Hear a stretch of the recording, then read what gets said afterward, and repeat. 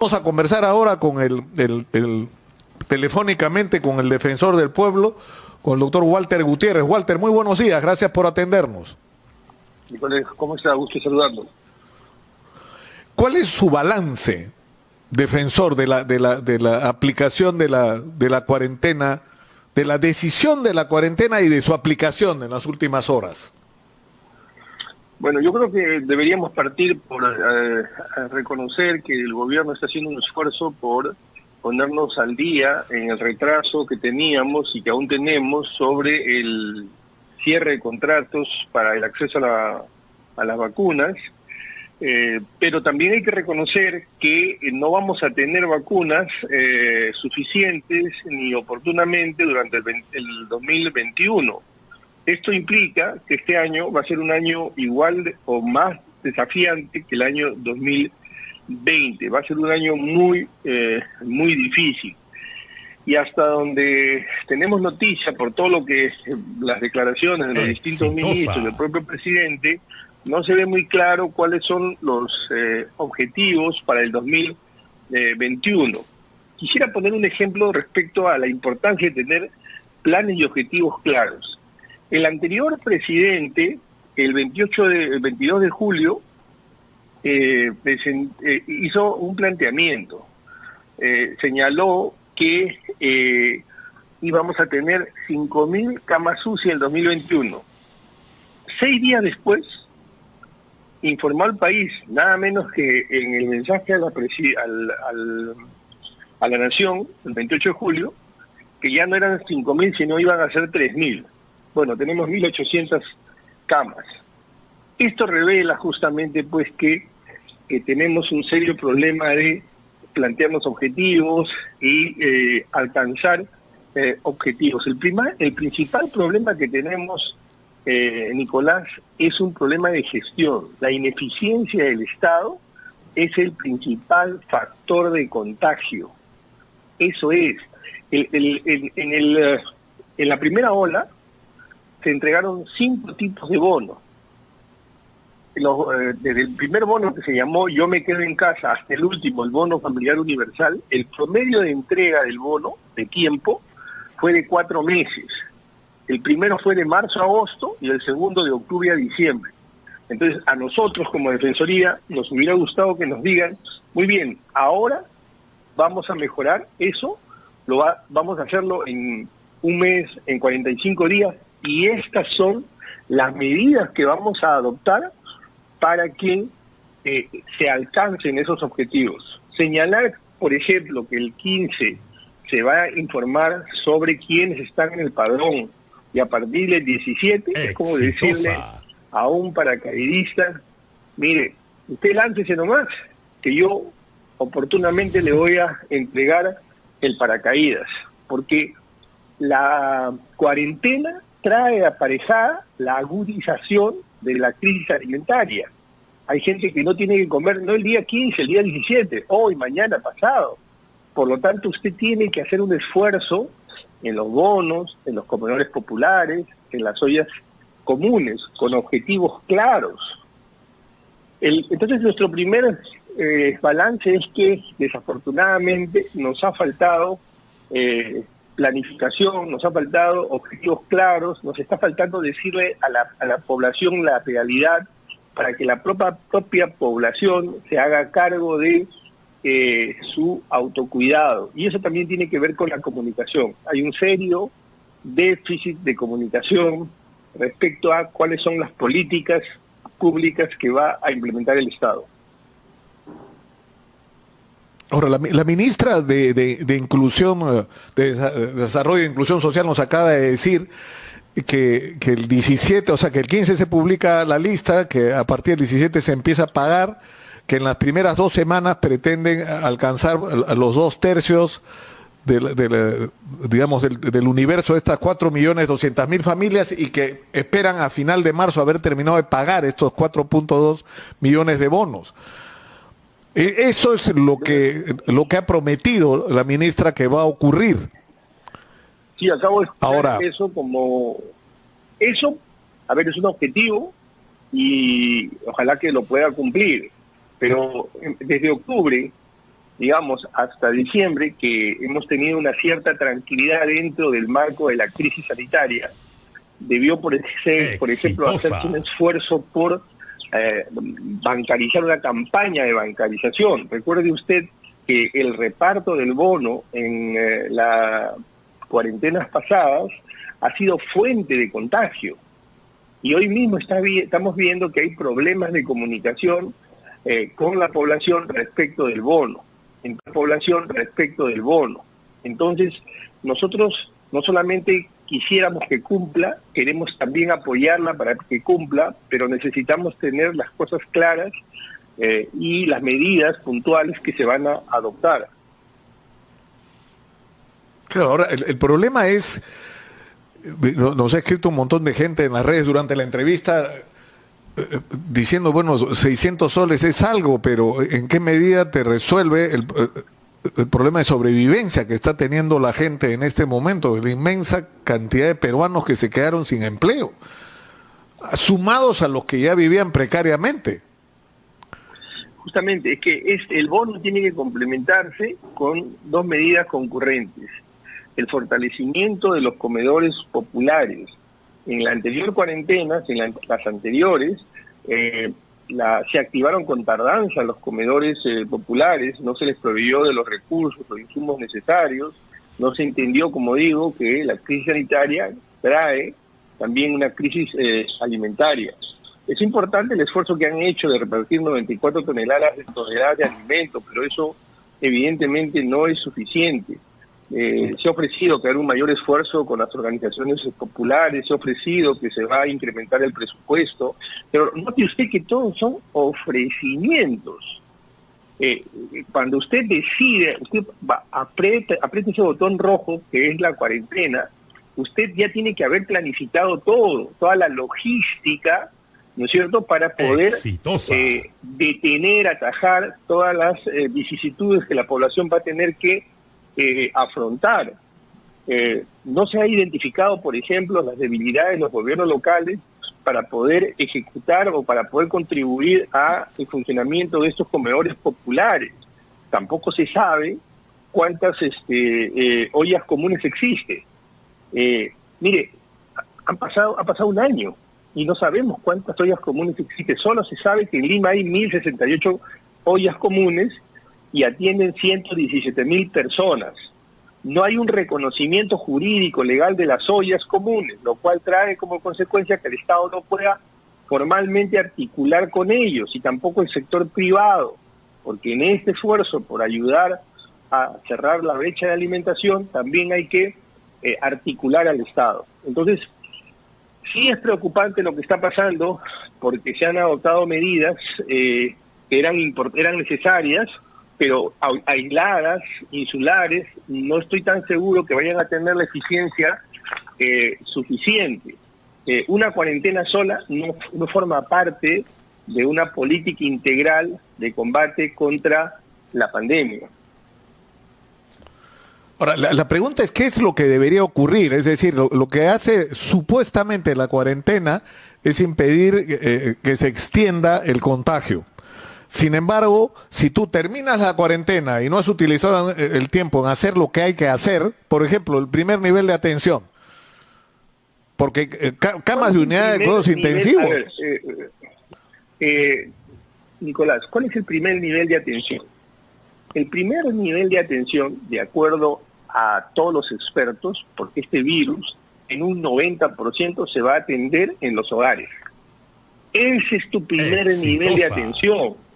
¿Tenemos alguna política pública de comunicación, de capacitación para las familias que tienen una persona que se ha contagiado con virus? Esa es tu primera línea de defensa. La segunda recién es las postas, pero la primera es esa. Y no tenemos, un año después, no tenemos una política de capacitación, de comunicación para las familias. Por eso es que la Defensoría del Pueblo está presentando una iniciativa legislativa para que se repartan mascarillas a nivel nacional, por lo menos a 7 millones de personas. a lo largo de todo el año 2021. Y también se cree una franja sanitaria. Así como hay una franja electoral, debe haber una franja sanitaria para que se articulen todos los esfuerzos mediáticos y podamos capacitar, podamos comunicar a la población para que se pueda defender. Claro, ahora, el tema es el siguiente. Óscar Ugarte, con el cual conversamos el día de ayer, decía, este tema de que la gente se atienda en su casa plantea una limitación muy seria y cuyas consecuencias hemos sufrido. Es decir, la gente empieza a agravarse cuando llega al hospital, lo que requiere es una unidad de cuidados intensivos que no hay.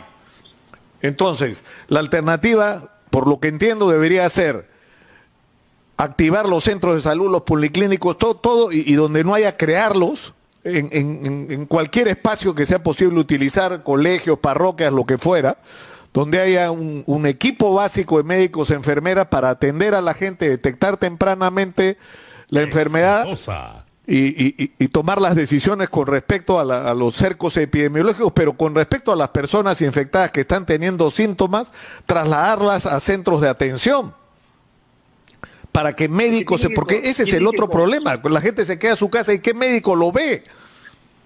¿Qué médico evalúa sus esfuerzos?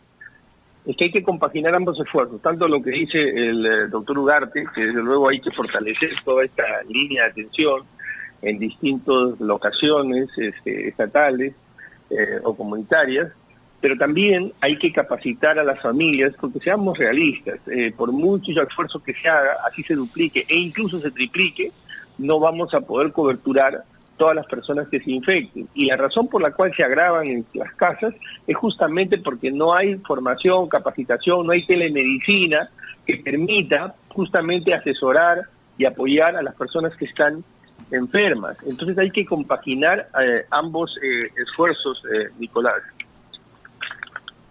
Ahora, ¿qué es lo que debería ocurrir, defensor? Es decir, aprovechar estos días de la cuarentena, más allá de toda esta discusión sobre los bonos, sobre lo realista que es aplicar una cuarentena donde la mayoría de gente, si no sale a trabajar, no come.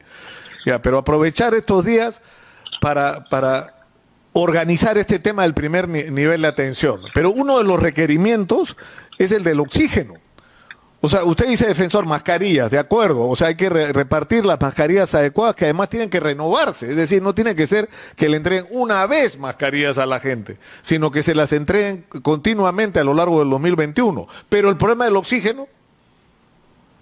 Sí, nosotros también hemos, como institución, liderado un esfuerzo por informar cuál era el stock de oxígeno, la capacidad que tenía el Estado y el sector privado para producir oxígeno. Y llegamos a la conclusión de que tenemos la capacidad de producir apenas la tercera parte o menos de la tercera parte de lo que vamos a necesitar si nos enfrentáramos a una situación, digamos, mucho más crítica que la de la primera ola. Entonces el oxígeno también es un problema, el oxígeno, las mascarillas, los comedores populares, las organizaciones sociales que hay que activarlas, y en su programa hace varios meses señalábamos lo importante que era justamente que la sociedad organizada se haga cargo de aquello que el Estado desafortunadamente no está pudiendo coberturar, ¿no? Claro, pero ¿qué se hace, defensor?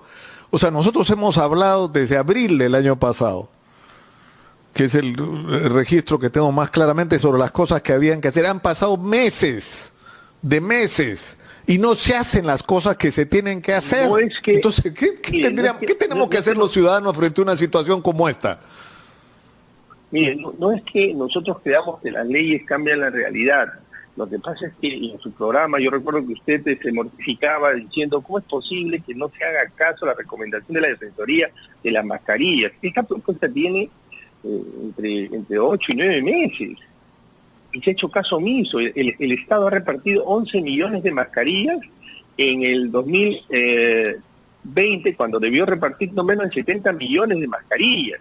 Distribuir mascarillas es infinitamente más barato, enormemente más eficiente que tomar otro tipo de medidas, y no hemos comunicado bien ni hemos implementado esta política. Por eso el día de mañana estamos presentando una iniciativa legislativa justamente para que se obligue al Estado a repartir bajo responsabilidad mascarillas, se asigne presupuesto y también se cree la franja sanitaria, porque como digo, tenemos un serio problema de comunicación.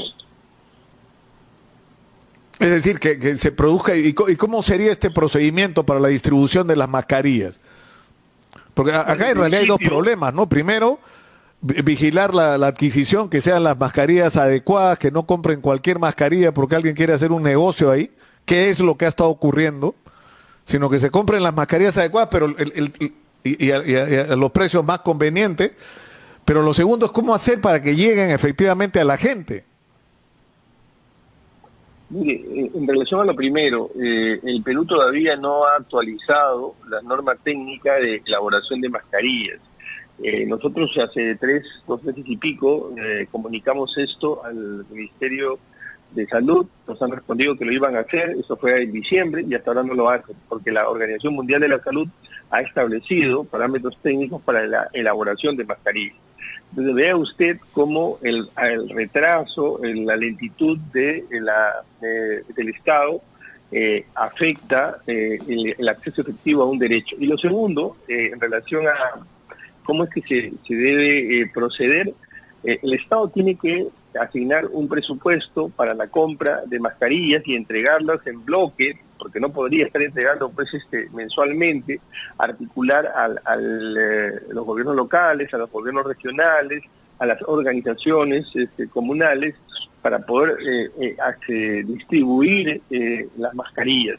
No vamos a tener vacunas, nuestro principal mecanismo de defensa es que entendamos que el uso de la mascarilla es clave, es fundamental.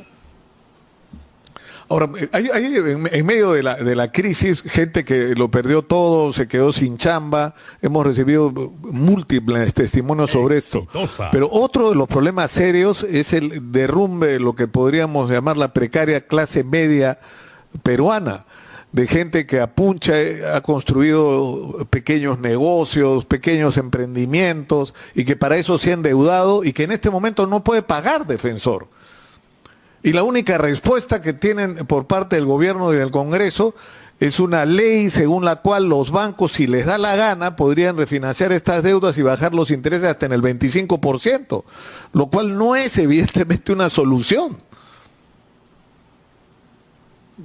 Mire, yo recuerdo que en su programa hace 4 o 5 meses atrás, cuando se negaban, se cerraban los ojos y se decía que no iba a haber segunda ola. Incluso hubieron quienes hicieron corridas matemáticas diciendo que ya habíamos logrado la inmunidad o estábamos cerca de lograr la inmunidad. Nosotros dijimos que eso era una premisa equivocada y también era una pregunta equivocada si iba o no iba a haber segunda ola. La pregunta correcta era ¿cuándo va a ser la segunda ola y cuánto nos va a golpear? Esa era la pregunta correcta, o las preguntas correctas. Ahora quisiera decirle, no con tono de alarmismo, sino con absoluta preocupación, el punto es que tenemos que evitar la tercera ola.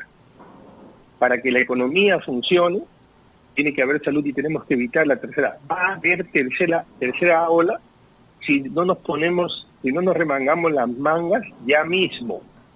Y va a ser durísima también la tercera ola y probablemente venga en el invierno. Entonces tenemos que prepararnos con objetivos claros. 1, mascarillas.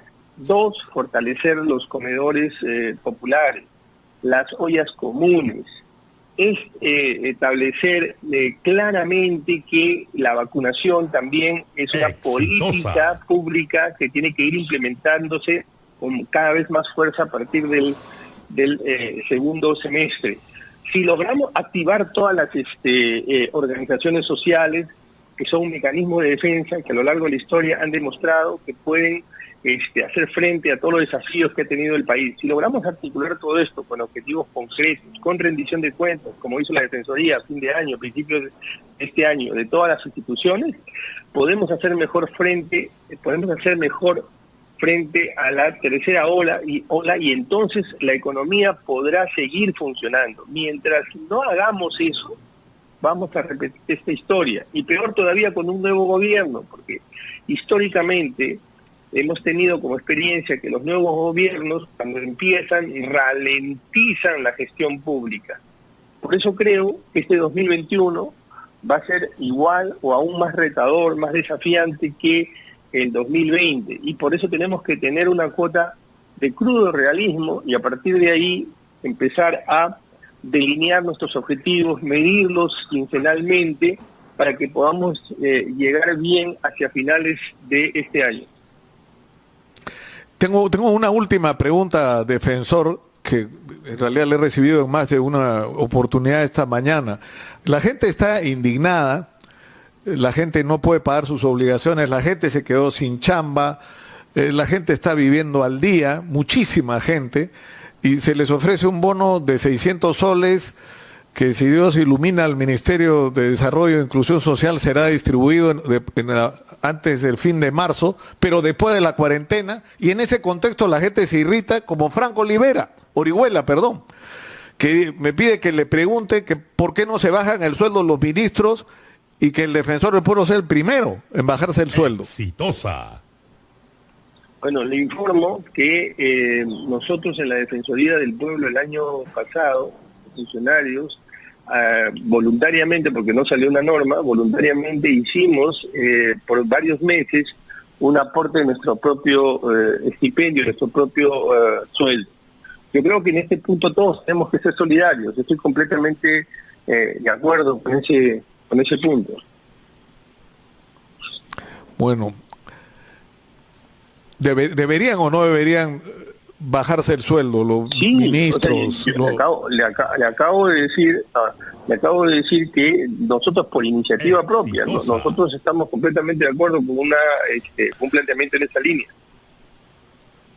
Muchas gracias a Walter Gutiérrez, defensor del pueblo, por atender nuestro llamado. Muy gentil, muy buenos días. Nos vamos a la pausa.